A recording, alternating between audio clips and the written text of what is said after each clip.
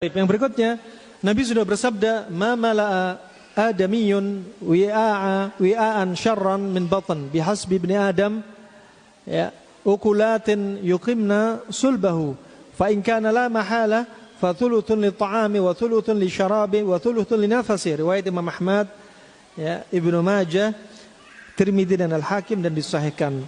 Ya, kata Nabi apa? Tidaklah ada yang lebih buruk daripada yang ada pada anak Adam dari perutnya, wadah dari perutnya ini, ya. Dan standarnya disebutkan di sini. Aslinya kita makan cuma apa? Cukup berapa suap, ya. Cukup berapa suap, ya. Ukulatin yuqimna sulbah. Cukup berapa suap sampai apa? Punggungnya tegak. Itu udah cukup, ya. Makanya semakin kita banyak makan bukan tambah sehat. Semakin kita banyak makan, semakin banyak penyakit. Jangan salah persepsi, wah anak saya banyak makan, bagus, nafsu makannya tinggi sekali, gitu kan. Wah itu bukan sehat, tapi bikin penyakit. Nah, seneng anaknya imut-imut kayak Michelin gitu kan. Bukan sehat, tapi bikin penyakit. Nah, ini rahmatullah. Kemudian apa? Kalau ternyata beberapa suap nggak bisa dan memang harus ditambah, ya, fa in kana la mahala, harus ditambah sudah. Fa thuluthun li ta'ami, sepertiga untuk makanan. Wa thuluthun li syarabi, sepertiga untuk minuman. Wa thuluthun li nafasi, sepertiga untuk nafas. Kalau lambung semua dipenuhi, semua isinya makanan, lihat apa? Habis makan pengap. Sesek. Wallah banyak kami dapati. Kenapa ya? Saya setelah habis makan kok sesek? Iya, karena antum yang bikin sesek. Ya, sepertiga dihabisin, satunya itu untuk makanan semua. Nah, kemudian apa? Akhirnya neken apa? Neken diafragma. Nih, ini contoh nih. Ini kepala kita. Ini hidungnya. Ya. Ini leher. Ya. Ini lambung nih. Lambung. Ya. Ini lambung. Ya. Di sini ada diafragma. Ya. Antum kalau makan numpuk, makanan antum akan neken diafragma. Diafragma ini akan neken paru-paru. Sudah sesek. Kenapa saya kalau habis makan saya sesek? Sering kami dapati di Yaman kayak gini. Ente kurangi makanan ente kurangi minuman ente. Habis makan jangan langsung minum. Ya. Kalau makan jangan pakai ronde. Ya. Subhanallah, bukan ronde ya, ronde. Makannya bertubi-tubi. Ronde 1, ronde 2, ronde 3 gitu kan. Nah, subhanallah apa? Membaik. Kenapa? Inilah mengobatin penyakit, mengobatin masalah, mengobati sebab. Loh kalau habis makan terlalu kenyang, sesek, dikasih obat sesak nafas, ya nggak ngefek, ya. Ini bukan ngobatin sebab. Obat ini bukan pada tempatnya. Cari sebabnya. Kalau sebabnya karena Anda banyak makan selalu kenyang, neken diafragma, paru-paru, ya ini sebabnya.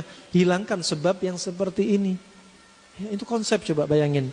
Nah ini makanya apa? Sepertiga untuk makanan, sepertiga untuk minuman. Kalau habis makan, jangan langsung ngokop. Ya. Jangan langsung minum. Jangan. Nih sekarang kita gambar. Antum lihat. Lambung nih. Kayak huruf apa lambung itu? Lambung kayak huruf apa? Kayak huruf apa? Kayak huruf J. Ini lambung. Bayangin, dari lambung saja antum tadabburi surat At-Tin ayat keempat. Apa surat At-Tin ayat keempat apa? Surat At-Tin ayat keempat. Hah?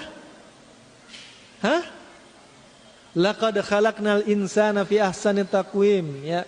Laqad khalaqnal, ya, insana fi ahsani taqwim. Ya. Fi ahsani taqwim, ya. Dan benar-benar Allah, ya, kami telah menciptakan manusia, kata Allah, dengan apa? Fi ahsani taqwim. Ya, fi ahsani taqwim. Allah sebutkan di sini apa? Ahsani taqwim. Apa artinya ahsani taqwim? Apa artinya ahsani taqwim? Fi ahsani taqwim? Hah? Dengan sebaik-baik ciptaan. Kata Ibnu Katsir, kata ulama tafsir yang lainnya, juga kata Imam As-Sa'di, ahsani taqwim yaitu sebaik-baik ya, sebaik-baik apa? Anatomi, fisiologi. Coba bayangin, ahli tafsir sudah ngomong anatomi fisiologi. Ya, Allah menciptakan apa? Sebaik-baik anatomi fisiologi. Termasuk Allah ciptakan lambung. Kita masih ngomong lambung. Belum ngomong otak, belum ngomong saraf, pembuluh darah, jantung, ginjal, kemaluan antum, organ reproduksi antum. Wallah, nggak ada habisnya. Mungkin bakal jadi kitab berjilid-jilid. Semoga Allah mudahkan kita untuk nulis nanti insyaallah. Ya, buku kedua kami insyaallah karena akan kami tulis hikmah di balik adab makan Nabi. Buku pertama buku Latai'as Syifa Kakarib. Kedua insyaallah masih ada kaitan sama yang sebelumnya. Fa ini subhanallah anatomi fisiologi. Coba Allah ciptakan anatomi lambung seperti huruf J. Kenapa? Biar masuk dari mulut, masuk seperti huruf J, biar ditampung dulu di sini, nggak langsung masuk. Ditampung di sini, nanti ada apa? Ada 5 enzim lambung. Yang fungsinya apa? Menghancurkan makanan. Ya, menghancurkan makanan, ya itu butuh waktu. Setelah antum makan, gigi antum sebagai apa? Sebagai alat mekanik kan, untuk menghancurkan makanan. Makanya kalau Allah ciptakan antum punya gigi, kalau makan jangan langsung ditelan. Khawatir habis dimakan temennya, langsung telan semua. Ya. Maka ini apa? Jangan langsung dikonsumsi atau langsung minum. Biarkan 5 enzim menghancurkan makanan di lambung. Ibnul Qayyim menyebutkan, coba ulama klasik sudah menyebutkan, setelah dihancurkan oleh enzim, makanan antum nanti akan dijadikan apa? Kimusat. Kimusat. Kalau bahasa medisnya sekarang namanya cimus. Coba bahasanya hampir sama. Apa makanan yang antum makan nanti dihancurkan sama 5 enzim, nanti apa? Akan jadi seperti susu dan bubur. Inilah namanya kimus. Kemudian masuk dalam mulut lambung itu kecil banget. Ini namanya apa? Sphincter pylori. Sphincter pylori atau bahasa Arabnya famul me'dah. Antum diajari bahasa Arab anatomi klasik. Famul me'dah, ini pintunya sangat kecil. Kalau jadi cairan seperti susu, seperti bubur, jadi masuknya sudah lembut. Jadi apa? Pintu lambung ini nggak kesakitan. Tapi kalau antum makan nggak dikunyah, ya, ngomong nggak dikunyah. Kalau ngomong nggak dikunyah ya. Ngomong nggak dipikir gitu ya. Kalau makan nggak dikunyah, kemudian kalau makan ngunyah tapi nggak halus, ya.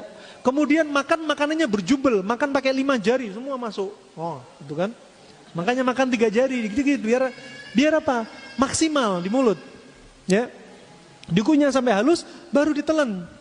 Ya, di enzim dihancurkan baru dijadikan seperti bubur, dimasukkan ke sphincter pylori atau famul me'dah. Kalau ini enggak dilakukan, apa yang terjadi? Akan timbul penyakit, kata Ibnul Qayyim, nama penyakitnya kolanj. Kolanj. Kalau bahasa kerennya, bahasa medisnya kolik abdomen, nyeri perut yang sangat hebat. Kenapa? Mulut lambungnya rusak. Ya. Kenapa? Makanannya yang rosak. Ya.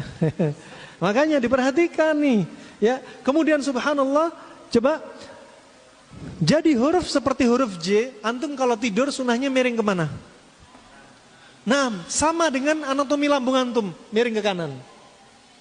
Biar apa? Masih ada sisa metabolisme yang perlu diselesaikan ketika tidur. Kemudian lambung antum ada berapa lapisan?